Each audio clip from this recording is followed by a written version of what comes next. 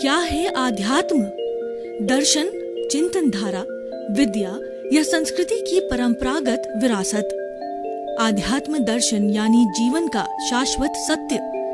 मानव जीवन से जुड़े शाश्वत सत्यों को जानिए और समझिए उपासक डॉक्टर सोहन राज तातेड़ से हमारे खास कार्यक्रम आत्मविज्ञान में। आत्मविज्ञान यानी सही दृष्टि, सही सोच। भाई और बहनों, मातृशक्ति को नमन। स्टूडियो में आपका हार्दिक स्वागत, अभिनंदन, सत्कार है। आत्मविज्ञान साइंस ऑफ द सोल कार्यक्रम के अंतर्गत हम आपको सही दृष्टि और सही राइट विजन, राइट थिंकिंग के तहत आपकी जो नकारात्मक सोच है, आप जो गलत दिशा में चिंतन कर रहे हैं, आप गलत भावों के साथ चिंतन कर रहे हैं, आप गलत विचारों के साथ चिंतन करते हैं, उसका दिशा हम बदलते हैं। वो दृष्टि विज्ञान है। आपकी दृष्टि को हम बदलते हैं, आपके नकारात्मक को सकारात्मक में बदलते हैं। यही हमारा मुख्य उद्देश्य है इस हमारे आत्मविज्ञान कार्यक्रम का। और ये सारा कार्य हम अलग अलग एपिसोड्स के माध्यम से, अलग अलग विषयों के माध्यम से लेते हैं। तो आज हमारा बहुत ही सुंदर विषय वक्रीय शरीर। जैसे मैंने आपको बताया, कोई भी जीवित प्राणी किसी तरह का कार्यकलाप करता है तो वो शरीर के बिना नहीं कर सकता। शरीर के बिना वो हिल नहीं सकता, डुल नहीं सकता, खा नहीं सकता, पी नहीं सकता, उठ नहीं सकता, बैठ नहीं सकता। तो इसीलिए शरीर का होना आवश्यक है। तो वो शरीर जो है वह हमारे 5 तरह के, जैसे मैंने बताए, औदारिक, वक्रीय, आरक, तेजस और कार्बन शरीर। इसकी हम स्नेह व्याख्या करेंगे। तो आज हम जो है व्याख्या कर रहे हैं वक्रीय शरीर की व्याख्या कर रहे हैं। वक्रीय शरीर का स्ट्रक्चर कैसा है? वक्रीय शरीर है वो मोम की तरह का होता है। मोम, जैसे हम मोम जलाते हैं तो वो तुरंत जल करके और राख हो जाता है। तो ये वक्रीय शरीर होता है कि ये बहुत ही बड़ा हो सकता है, ताड़ की तरह बड़ा हो सकता है, और सूक्ष्म से सूक्ष्म जो है छोटा भी हो सकता है। आपने जो है रामायण को देखा होगा। रामायण में आपने देखा होगा कि महावीर, महाबली जो हनुमान जी है, वो अपने शरीर को इतना सूक्ष्म, चींटी के जितना भी सूक्ष्म बना सकते हैं और लघु बना सकते हैं। और गुरु जो है वो ताड़ से बढ़कर के भी उसको बड़ा बना सकते हैं। ये जो है वक्रीय शरीर की अवस्था होती है। हालांकि हनुमान जी का शरीर तो औदारिक है, लेकिन ये उसका गुण होता है। औदारिक शरीर जो है वह लघु वगैरह बड़ा नहीं हो सकता। वो तो जन्म के साथ होता है। बच्चा जब जन्मता है और उसके बाद में बड़ा होता है, युवा होता है, तो उसके अनुरूप ही औदारिक शरीर जो घटता बढ़ता है। लेकिन वक्रीय शरीर का, मोम का होने के कारण के अंदर उसके अंदर ये क्वालिटीज होती है। और वक्रीय शरीरधारी कौन होते हैं? वक्रीय, देखिए, हमारी 4 गति है। नर गति, तिर्यंच गति, मनुष्य गति और देव गति। और मोक्ष होती है हमारी शुद्धतम अवस्था है। उस अवस्था के अंदर ये आत्मा जाकर के सिद्ध बुद्ध मुक्त बन जाती है।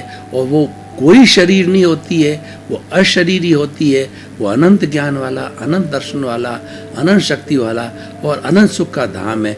ज्ञाता, दृष्टा, और ये परम सुख है। अक्षय सुख की अवस्था में चला जाता है, जिसके बाद कोई दुख नहीं होता है। तो देखिए, हम जो बात करेंगे अभी वो नरक गति की और देव गति की बात करते हैं। ये दोनों गति के जो जीव होते हैं वो वक्रीय शरीरधारी होते हैं। जन्म से इनको वक्रीय शरीर मिलता है।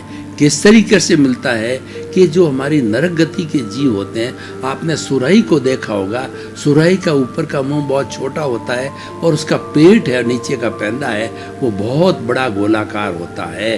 तो कोई भी जो नरक जीव पहली से 7वीं नार की गति वाला है, हर एक जीव उस तरीके का जो उत्पत्ति, जो उसका स्थान होता है, उसके अंदर सुराही में से जो है निकलता, उसमें बहुत भाले लगे हुए होते हैं। यानी उसको, उस जीव को है भालों की जो है वेदना को सहन करना पड़ता है।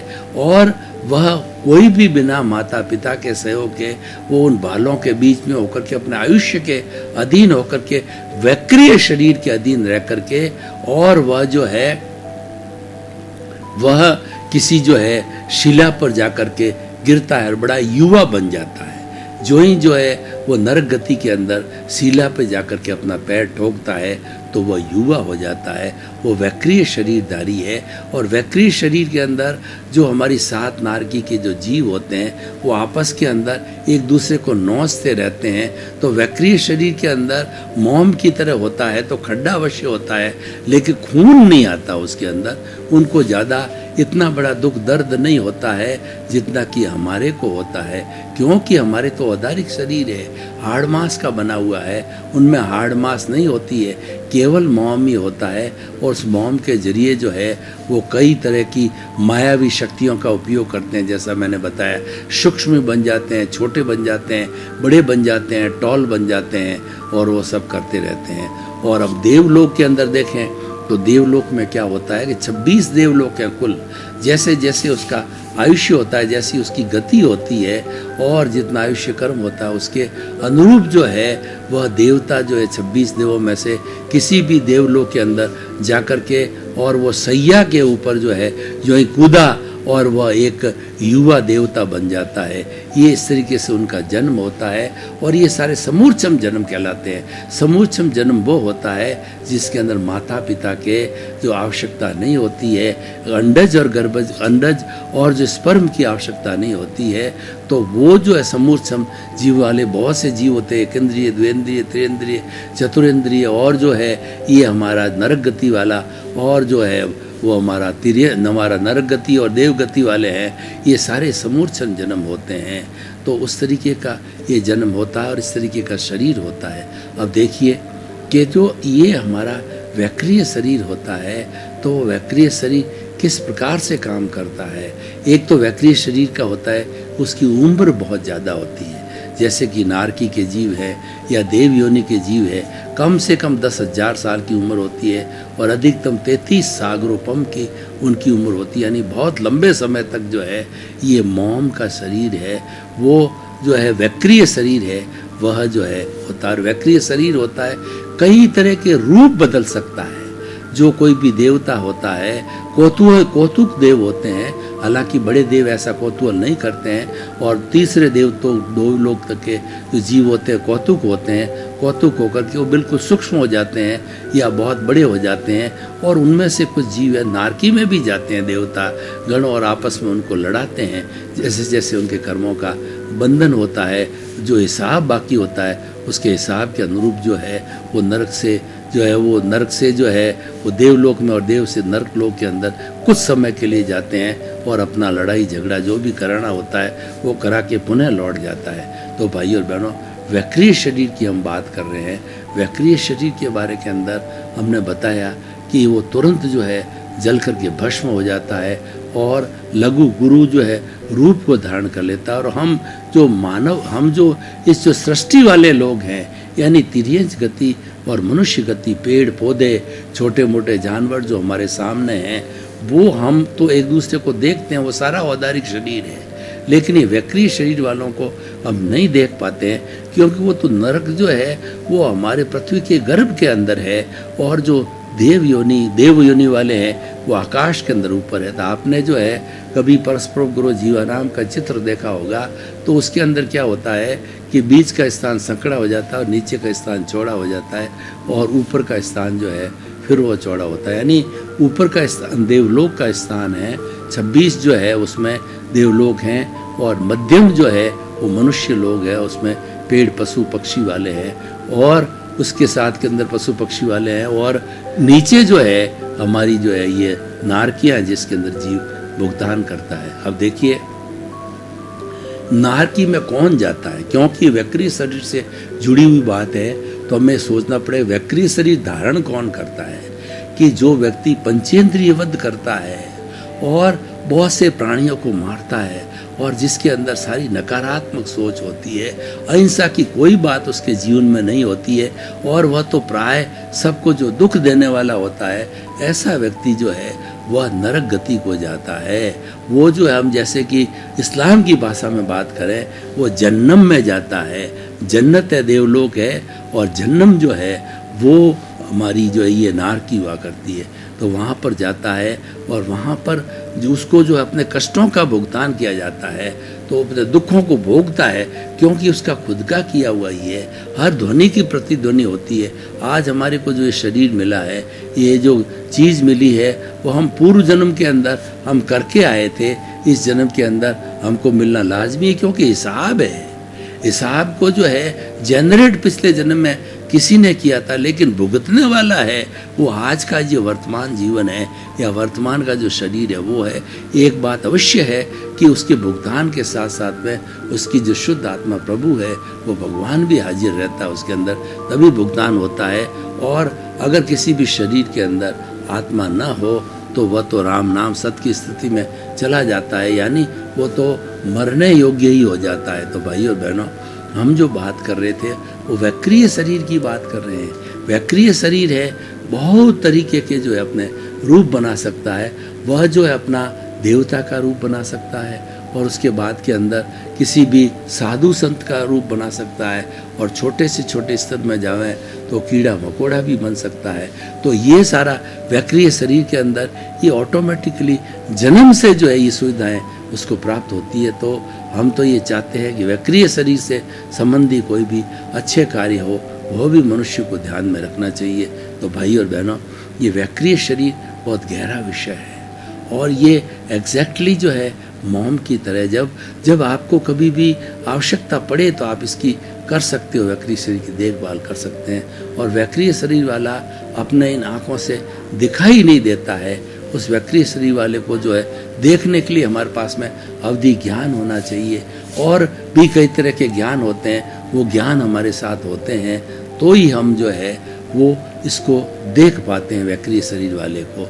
वरना हमारे को नरक गति और देव गति को सामान्य रूप से देखना हमारे बस की बात नहीं होती है, क्योंकि वो वैक्रिय शरीर का जो है संरचना भी वैसी होती है। तो भाई और बहनों, हम जो है इस वैक्रिय शरीर के बारे में चिंतन करें कि वैक्रिय शरीर जो है वास्तव के अंदर कैसे फंक्शन करता है। तो हम आपको बताना चाहते हैं कि कोई भी जो है ये वैक्रिय शरीर जो हमारे जो है वो जो हमारे नाम कर्म में उससे जुड़ा, इसकी उत्पत्ति नाम कर्म करने वाला होता है, तो नाम कर्म के अनुरूप ही उसकी उत्पत्ति होती है। तो भाई और बहनों, आप जो है वैक्रिय शरीर को जो है और ज़्यादा गहराई में चिंतन करके देखिए कि हमारा शरीर जो है मनुष्य का शरीर है, वो तो औदारिक शरीर है, और वैक्रिय शरीर है या तो नरक गति वालों का है या जो है देवलोक वालों का है। तो वो हमें ध्यान रखने की, उस स्थान को देखने की है। तो आइए अब हम चिंतन करें कि हमारा वैक्रिय शरीर जो है वो क्यों धारण किया जाता है, और इससे क्या उपयोग है या क्या नुकसान है। तो जैसा मैंने बताया कि वैक्रिय शरीर का कर्म बंधन जैसा किया जाता है, गति जाति कर्म होता है, वो कर्म के अनुरूप ही जब है अगले जन्म के अंदर है वह जो है उसके रूप में काम होते हैं, उसके अनुरूप होता है।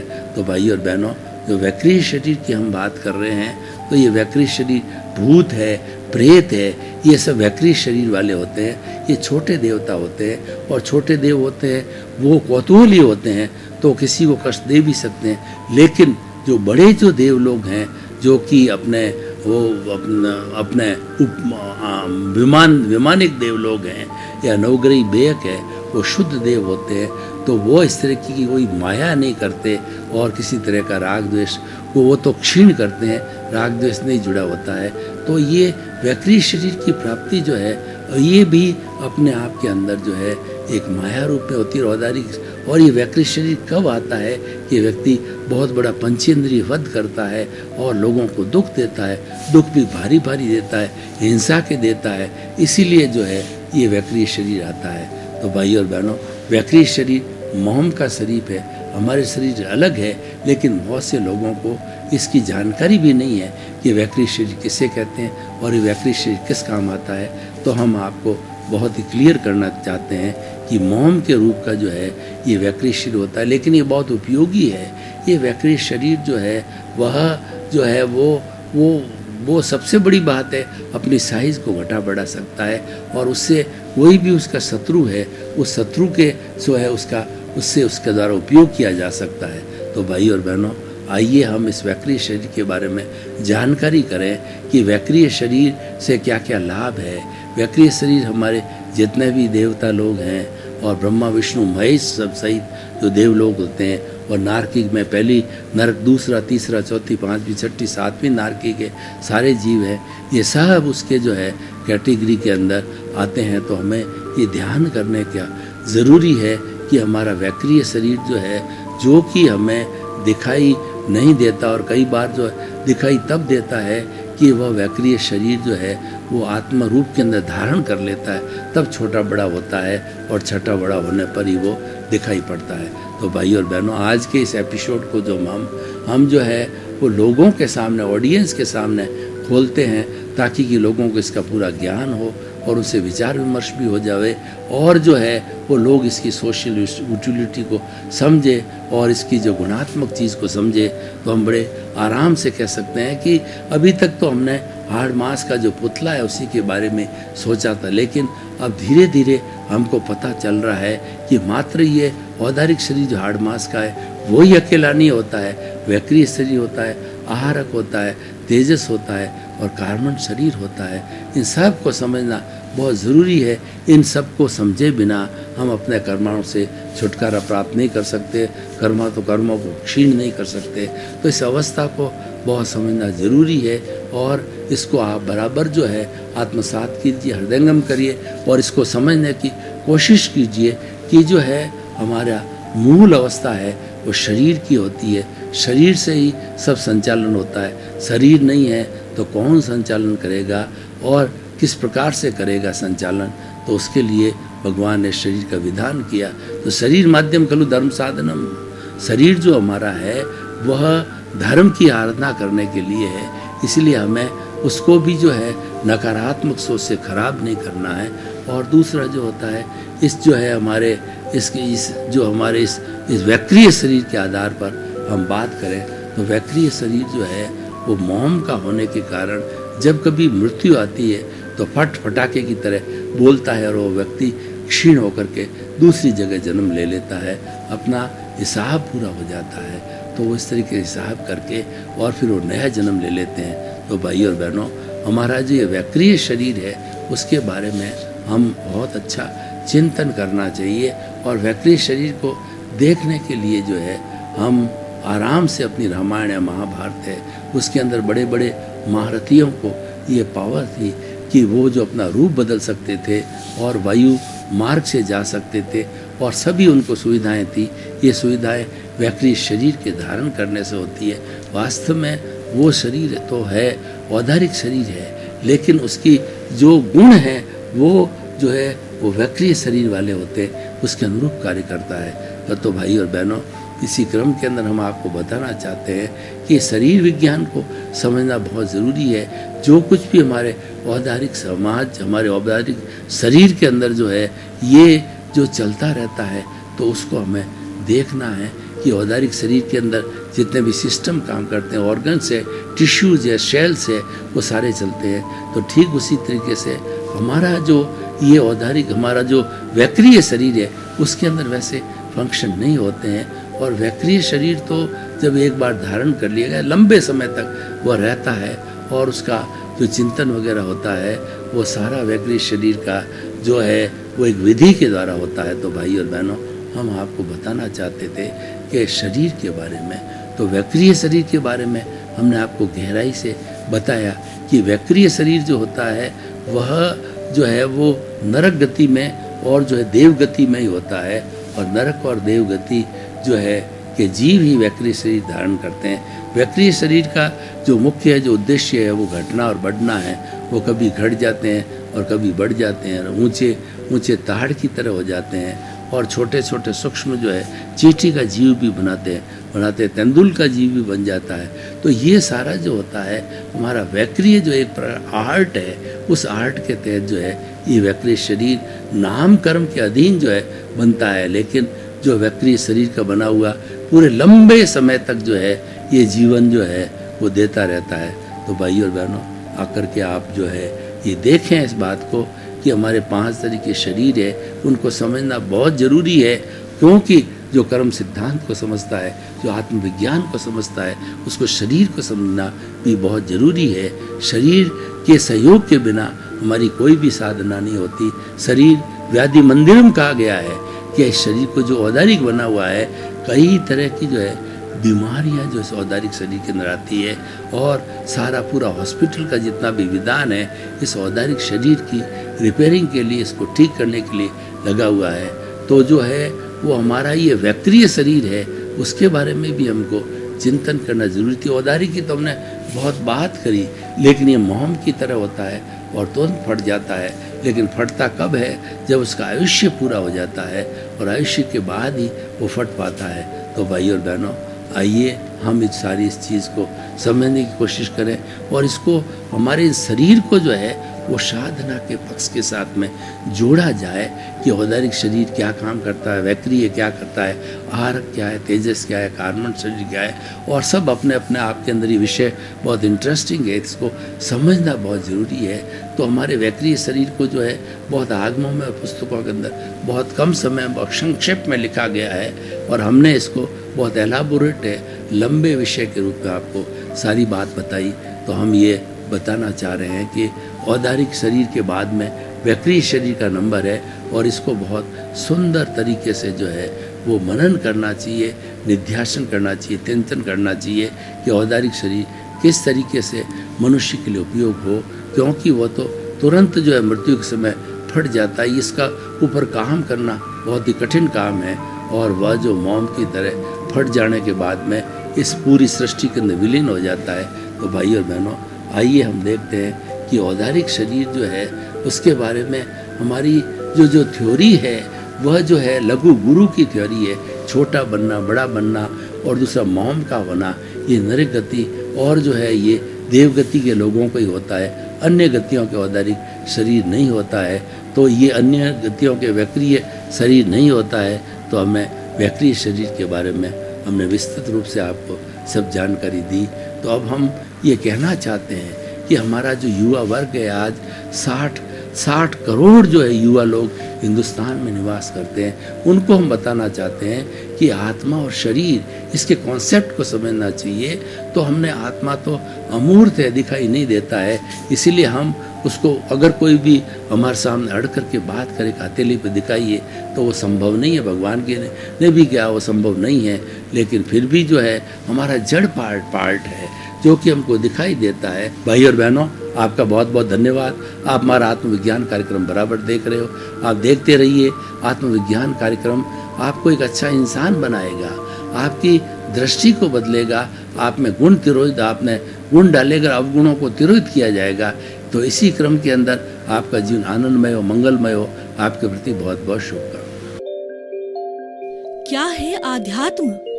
दर्शन, चिंतन धारा, विद्या या संस्कृति की परंपरागत विरासत। आध्यात्म दर्शन यानी जीवन का शाश्वत सत्य।